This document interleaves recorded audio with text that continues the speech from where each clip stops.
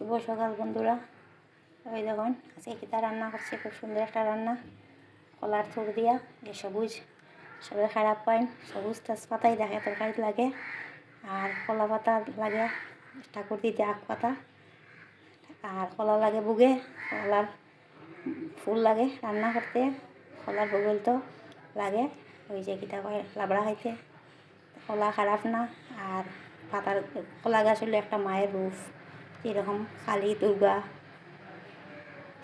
আছে না বিপদনাশিনী, দুর্গা পূজার প্রথম পূজা সবুজের হয় প্রতিমা হইল গিয়া কলা গাছ হইল সবুজ, আর বেলও সবুজ, বেলপাতাও সবুজ, দুব্বাও সবুজ, তুলসী পাতাও সবুজ। সবুজে সবে খারাপ পাইবা না, সবুজ বালা শুভ, সবে মারে আদর করবা, যত্ন করবা, মারে খারাপ কইবা না।